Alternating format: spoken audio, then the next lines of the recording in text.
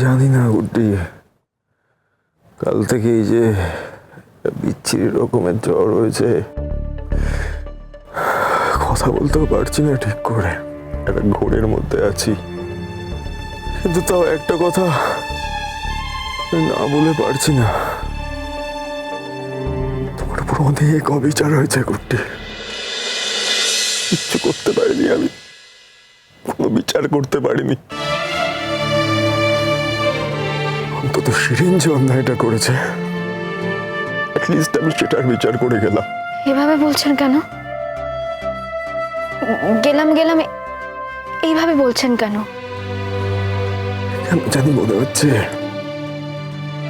হয়তো এটাই তোমার আর আমার শেষ দেখা। প্লিজ এ ধরনের কথা বলবেন না। কেন এসব ভুলভাল কথা বলছেন স্যার? তুমি আমাকে প্লিজ আর স্যার বলো না, আমার ভালো লাগে না। আচ্ছা গুড্ডি, আমরা কি স্বপ্নেও আমাদের পুরোনো দিনগুলোতে ফিরে যেতে পারি না? অ্যাটলিস্ট যে কদিন তুমি আমার কাছে ছিলে। কি লাভ তাতে? আমি কোনো লাভ কথার হিসাব করছি না গুড্ডি, সেটা ইচ্ছে। জানি না তো শেষ ইচ্ছে কিনা, তাই বলে ফেলছি। আমাকে প্লিজ আর এভাবে কষ্ট দিও না। হ্যাঁ, আমি এই পৃথিবীতে আছি ঠিকই, সবকিছুর সঙ্গে সামঞ্জস্য রেখে বেঁচে থাকারও চেষ্টা করছি। নতুন করে বিয়েও করেছি, নতুন করে সবটা শুরু করার চেষ্টাও করেছি। কিন্তু আমার জীবনের একটা অংশ যে কি প্রবলভাবে তুমি, তা হয়তো তুমি জেনেছো। আমি ওই জায়গায় কাউকে আসতে দিইনি, নিজের মনের মণিকোঠায় বন্ধ করে রেখে দিয়েছি। কেউ কোনোদিন ওই জায়গাটা ছুতেও পারবে না, জানো।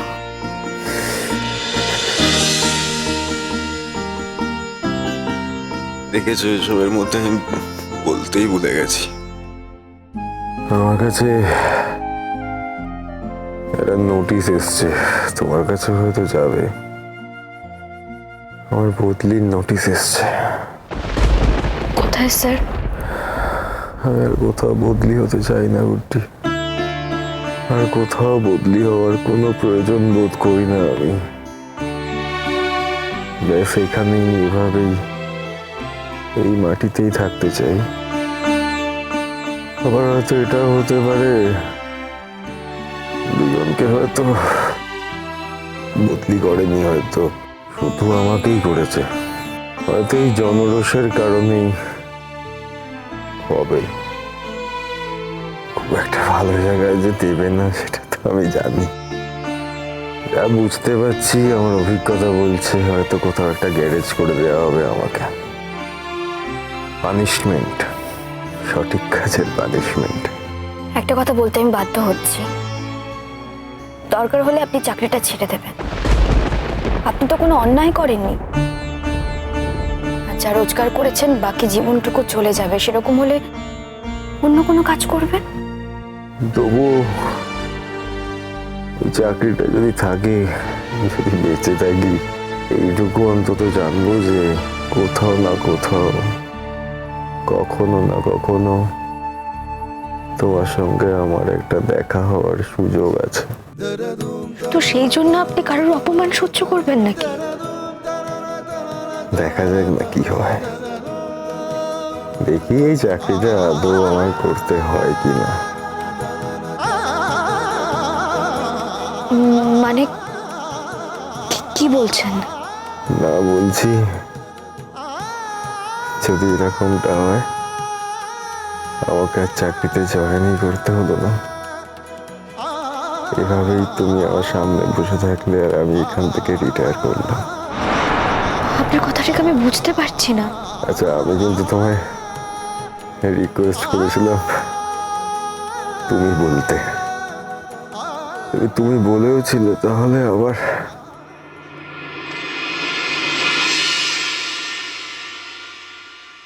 এসব কথা কেন বলছো? আর কত কষ্ট দেবে তুমি আমাকে? আমি কি শুধু সারাটা জীবন ধরে তোমার জন্য কষ্টই পেয়ে যাবো? না গুড্ডি, আমি শান্তি দিতে চাই তোমায়। যদি চলে যাই, একটা কথা তোমায় বলে যেতে চাই, খুব ভালোবাসি তোমায়, খুব ভালোবাসি। মুখ ফুটে এই কথাটা বলবে, তারপরে আমি বুঝবো তোমার মনে হয়। অনেক সময় তো ভুল বুঝেছো,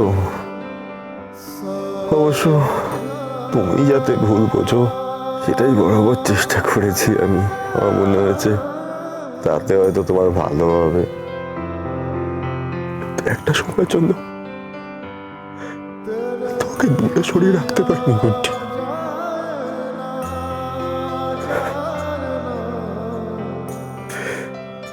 সারাটা জীবন আমার এই মন জুড়ে শুধু তুমি ছিলে গুড্ডি, আর কেউ না, কখনো না। হয়েছে, এবার একটু খাওয়া দাওয়ার ব্যবস্থা করতে হবে তো। দাঁড়াও, আমি মতিয়াকে ডাকি। মতিয়া! প্লিজ প্লিজ কাউকে ডেকো না গুড্ডি, একটু আমার পাশে বসো না, একটু কথা বলি তোমার সাথে। সবটা ভালো লাগছে না একদম। সেজন্যই তো আরো বেশি করে খেয়াল রাখতে হবে। হসপিটালের অ্যারেঞ্জমেন্ট করতে হবে, অ্যাম্বুলেন্স ডাকতে হবে, কত কাজ আছে বলো তো। এই সব কিছু করার সময় তুমি পাবে গুড্ডি সারা জীবন ধরে, কিন্তু আজকের পরে এই সময়টা হয়তো আর কোনোদিন ফিরে নাও আসতে পারে। কি হয়েছে তোমার? আমার কি হয়েছে বুঝতে পারছি না আমি। শরীরের ভিতরে ভেতরে কেমন একটা করছে, এটা একদম ভালো লাগছে না, কান্না পাচ্ছে, খুব আনচান আনচান করছে, খুব অসুস্থতা। আমি আগে কখনো ফিল করিনি। মনে হচ্ছে শুধু শুধু তোমার কাছে বসে থাকি, তোমার কোলে মাথা রেখে শুয়ে থাকি। মনে হচ্ছে তোমার হাতে হাত রেখে বসে থাকি। এরকম এরকম কেন করছে আমি বুঝতে পারছি না। এরকম অদ্ভুত ইচ্ছে আমার হচ্ছে। আমি তো এসেছি, আছি তো তোমার কাছে। জানি জানি তুমি ক্ষণিকের জন্য হলেও আমার কাছে এসেছো আমার কথা ভেবে। তোমাকে তো বাড়ি ফিরতে হবে, না হলে আবার ওই বাড়িতে। এই অসুস্থ অবস্থায় আমি তোমাকে এখানে একা রেখে কিছুতে যাব না, তুমি নিশ্চিন্তে থাকো। তাহলে ও বাড়িতে? ও বাড়িতে যা হয় হবে, কিন্তু আমি কিছুতেই এভাবে একজনকে একা ফেলে রেখে, এরকম অসুস্থ অবস্থায় ফেলে রেখে আমি বাড়িতে যাব না। অন্তত যতক্ষণ না সবকিছু অ্যারেঞ্জমেন্ট করতে পারছি, হসপিটালে অ্যাডমিট করাতে পারছি। প্লিজ আমাকে হসপিটালে দিও না।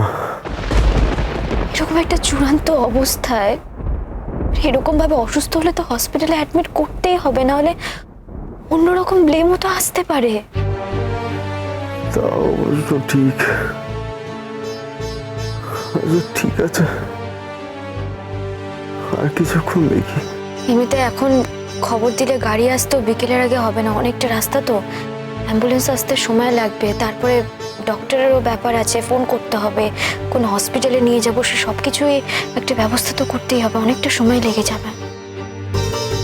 আর ততক্ষণ আমি তোমার কাছে আছি। আমি যদি না থাকি, তুমি আমাকে কথা দাও, তুমি কিন্তু একদম ভেঙে পড়বে না। তোমার কাছে কিন্তু দুটো ছেলে মেয়ের দায়িত্ব, ওদের জীবনে কিন্তু তুমি ছাড়া আর কেউ নেই গুড্ডি, এটা কিন্তু ভুলে যেও না। তুমি এই কথাগুলোই বলে যাবে তো? এটাই আমার উপহার, আমার জন্য শুধু তোমার এটুকুই দেওয়ার আছে, তাই তো? তোমাকে আমি সব দিয়েছি গুড্ডি, তোমার মন, প্রাণ, হৃদয় সব। আমি তোমাকে কতটা ভালোবাসি। good